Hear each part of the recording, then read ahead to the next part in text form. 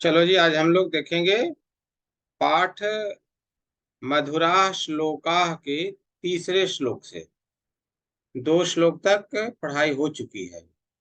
तीसरे श्लोक में लिखा है, अयम निजः परो वेति गणना लघु चेतसाम उदार चरिता नाम तु वसुधैव कुटुम्बकम। देखिए, श्लोक का अर्थ है अयम। अयम का मतलब होता है यह। पुल्लिंग में अयम होता है, स्त्रीलिंग में इयम और नपुंसक लिंग में इदम। याद रखना, यह के लिए संस्कृत में तीनों लिंग के लिए अलग अलग शब्द होते हैं। पुल्लिंग के लिए अयम होता है, इदम नपुंसक लिंग के लिए और इयम स्त्रीलिंग के लिए। ये 3 शब्द है। तो यहाँ पे लिखा हुआ अयम यानी यह। अयम निजः परः वा इति, यह मेरा है और यह तुम्हारा है। किसी चीज के बारे में यदि यह कहा जाए कि यह वस्तु, यह पदार्थ, यह व्यक्ति, यह देश, यह संस्था मेरा है, और ये भी कहा जाए कि यह तुम्हारा है, ऐसी गणना यानी गिनती, इस तरह के गणना कौन करते हैं? लघु चेतसाम, यानी जिनका हृदय छोटा होता है, वे लोग ऐसी गणना करते हैं, इस तरह की गिनती गिनते हैं। यह मेरा है, वह तुम्हारा है, यह उसका है, इस तरह से करते हैं जो बड़े हृदय वाले लोग हैं। बड़े हृदय का मतलब जिनका हृदय बहुत विशाल है, वे क्या करते हैं? उदार चरिता नाम तू वसुधा एव। वसुधा का अर्थ होता है पृथ्वी। कुटुम्बकम भवती, यानी पूरी पृथ्वी परिवार की तरह होती है। यानी संसार के जितने भी लोग हैं, जितने भी प्राणी हैं, जीव जंतु, वे सब पर दया भाव का, प्रेम का, स्नेह का भाव रखते हैं। कौन रखते हैं? जिनका हृदय विशाल होता है। दूसरे तरफ से आप ऐसे भी समझ सकते हो, जिनका इस तरह का स्वभाव हो, दूसरे के उपकार करना आप चाहते हो, दूसरे के कल्याण के लिए आप काम करना चाहते हो या करते हो, तो आप उदार हृदय वाले।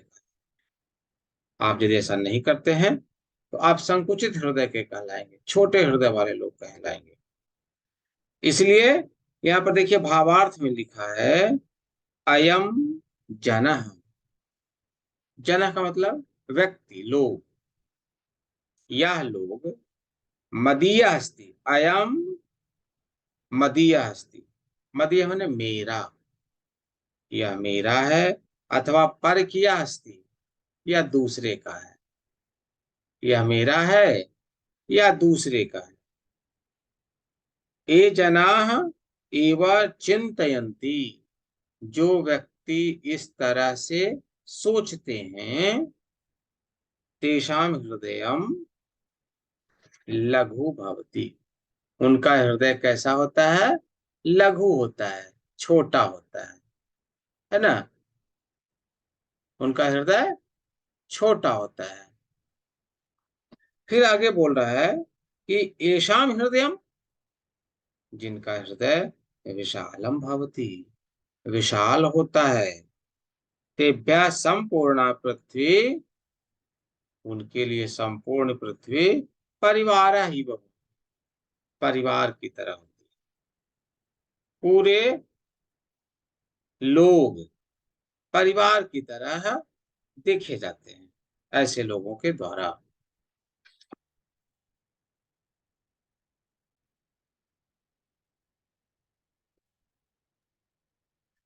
एक बार पुनः समझ लीजिए इसको। यहाँ पे कहा गया है, 2 बातें कही गई। पहली बात, आप बड़े हृदय वाले हैं या छोटे हृदय वाले? आपको बड़ा हृदय का बनना है या छोटे हृदय का बनना है? यहाँ पे आप पर निर्भर करता है। आप यदि दूसरे का कल्याण करना चाहते हैं, दूसरे का कल्याण करते हैं, दूसरे के सुख में आप सुखी होना चाहते हैं या सुखी होते हैं, तो निश्चित रूप से आप बड़े हृदय वाले कहलाते हैं। आपको लोग सम्मान की दृष्टि से देखेंगे, कल्याण करने वाले की दृष्टि से देखेंगे। अतएव हम लोगों को ऐसा ही करना चाहिए, दूसरे के कल्याण के लिए भी काम करना चाहिए, अपने सुख के लिए सिर्फ काम नहीं करना चाहिए। यदि आप ऐसा नहीं करते हो, सिर्फ अपने लिए आप सोचते हो और ये बार बार कहते हो कि यह मेरा है, वह आपका है, इस तरह का भेदभाव यदि रखते हो, चाहे वो धर्म में भेदभाव हो, धन में भेदभाव हो या व्यक्ति विशेष का भेदभाव हो, तो आप छोटे हृदय वाले हैं। आपका हृदय छोटा है, आप बड़े हृदय वाले नहीं कहलाएंगे। इस तरह से आप सबको समझना चाहिए। इसी तरह से ये श्लोक का भावार्थ है। अब यदि किसी के पास कोई प्रश्न है तो करेगा। आप कोई श्रेष्ठ पद पे चले गए और आप संकुचित हृदय के हैं, आप सिर्फ सर अपने मतलब क्या बता दीजिए। किसका मतलब? उदार चरितना सर लघु सर उदार चरिताना।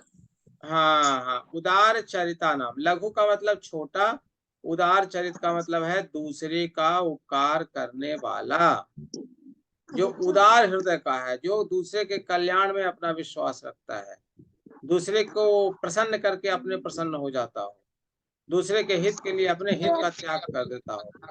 सर इव मतलब ईव मन होता है ही, ईव का अर्थ होता है ही। और कोई प्रश्न?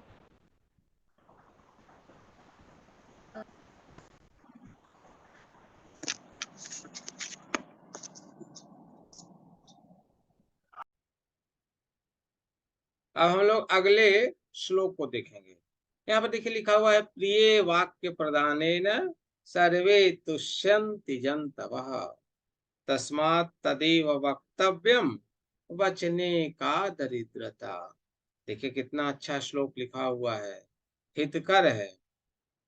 सर्वे जंतव, आप सब जानते हो कि सभी जंतु, चाहे वो जानवर हो, पक्षी हो या मनुष्य हो, जलचर हो, थलचर हो, जो भी हो या नभचर हो, है ना, सभी जीव जंतु प्यार के भूखे होते हैं, अच्छे वचन के भूखे होते हैं। आप प्यार से यदि कुत्ता को बुलाते होते तो कितना आराम से आपके पास चला आता है, आप डांट देते हो भाग जाता है। पक्षी के साथ भी यही है, देखे होंगे आप, घर में तोता पाले हुए हैं या बाहर के पक्षी है, बहुत सारे लोगों को दिखाते रहता है टेलीविजन पर कि वह पक्षियों के साथ खेलता है। पक्षी उससे बहुत प्रेम करते हैं। क्यों करते हैं? क्योंकि अगला आदमी भी पक्षी से प्रेम करता है, मधुर बोलता है, मीठा बोलता है ना। इस तरह से बोला गया कि ये सर्वे तुष्यन्ति जंतवः, जितने भी जंतु हैं, जंतु में हम भी हैं, आप भी हैं, सब लोग हैं, तो प्रिय वाक्य प्रदान है, प्रिय वाक्य बोले जाने से तुष्यंती। तुष्यंती धातु है, जैसे पठ धातु है, पठ धातु का मतलब पढ़ना, वैसे ही तुष्यंती, तुष्यंती माने संतुष्ट होना। तुष्यंती का अर्थ होगा संतुष्ट होना। यानी प्रिय वाक्य बोलने से सभी जीव जंतु संतुष्ट, सबको अच्छा लगता है। किसी के संदर्भ में यदि बढ़िया बात बोला जाए तो उसको अच्छा लगता है, प्रिय लगता है, मीठा लगता है ना। अतएव यहाँ बोल रहा है तस्मात् तत् एव वक्तव्यम, इसीलिए हम लोगों को ऐसी ही बात बोलनी चाहिए, मीठी ही बात बोलनी चाहिए। आप सब जानते हो कि मीठी वचन से सब लोग को बहुत संतुष्टि होती है, तो हम लोग भी कड़वा क्यों बोले, कठोर क्यों बोले, मीठा क्यों नहीं बोले? अगले को बड़ी संतुष्टि होती है, एक विश्वास जगता है। तो तस्मात् तत् एव वक्तव्यम, वक्तव्यम में ध्यान देना, एक प्रत्यय पढ़ना है, क्लास 5 में नहीं पढ़ना था, 6 में पढ़ना है। प्रत्यय, प्रत्यय जो है वह शब्द के या धातु के बाद में लगता है, और उपसर्ग कहाँ लगता है? शब्द या धातु के पहले लगता है। कोई बच्चा बताओ फिर से। उपसर्ग कहाँ लगता है? शब्द या धातु के पहले। धातु या शब्द के पहले लग करके, सही है, अर्थ में परिवर्तन ले आता है। वह पहले लगेगा और अर्थ में बड़ी परिवर्तन ले आएगा। उदाहरण के लिए आप ऐसे समझो, मान लो हार शब्द है, हार, और उसमें परि लग गया तो हो गया परिहार, वी लग गया विहार, सम लग गया संहार। देखिए अर्थ में कितना परिवर्तन होते चला जा रहा है। तो यहां पर आप देखोगे कि वच धातु है और तब्यत प्रत्यय लगा हुआ है। एक प्रत्यय है तब्यत, तब्यत प्रत्यय जो है वह चाहिए के अर्थ में, चाहिए, यानी जैसे मान लो खाद धातु है, खाद में तब्यत लगा दी जाए तो बन जाएगा खादितव्यः, अर्थ निकलेगा खाना चाहिए। पठितव्यः, पढ़ना चाहिए, इस तरह से अर्थ निकलेगा। तो यहाँ वक्तव्यः, इसका अर्थ क्या निकलेगा?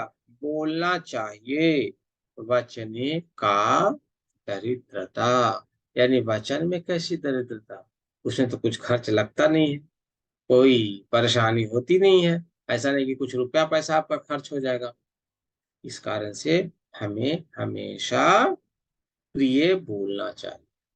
जबकि आप जानते हो कि जानवर भी संतुष्ट होता है प्रिय वचन सुन करके, तो मानव का तो क्या कहना है, मानव तो बड़ी खुश होगा क्योंकि उसके पास चेतना ज्यादा है, बुद्धि ज्यादा है।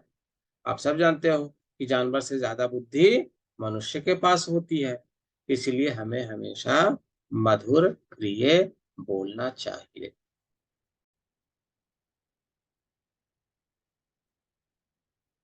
इसके भावार्थ को देखें, यदि वयम सर्वैः सह मधुरम वदिष्यामः, यदि वयम हम सब सभी के साथ, सर्वैः सह, सह का मतलब होता है साथ, सबों के साथ, मधुरम वदिष्यामः, मधुर बोलेंगे, तथा सर्वे जनाः, तब सभी मनुष्य, प्रसन्नाः भविष्यन्ति, प्रसन्न हो जाएंगे। अतः मधुरम भाषणम एवं कर्तव्यम, इसलिए मधुर भाषण ही करना चाहिए। मधुर भाषणे, मधुर भाषण में संकोच न करनी, अच्छा यहां से लाया है, संकोच न करनीय, यानी बोलने में परहेज नहीं करना चाहिए, दुविधा नहीं रखनी चाहिए, आराम से बात रखनी चाहिए। ये श्लोक का भावार्थ हो गया। अतएव हम लोग को साधु की संगति करनी चाहिए, क्योंकि संसार में चंदन तो शीतल है, ठंडा है, और चंदन से भी ज्यादा शीतल कौन है? चंदन से ज्यादा शीतल चंद्रमा है। और इन दोनों से ज्यादा शीतल कौन है? तो साधु, साधु मतलब तो है सज्जन, श्रेष्ठ, उनकी संगति होती है, उनके साथ रहने में होती है, वह बहुत ही शीतल करता है ना। चलो अब इसको हम लोग कल पढ़ेंगे। सबको गुड डे।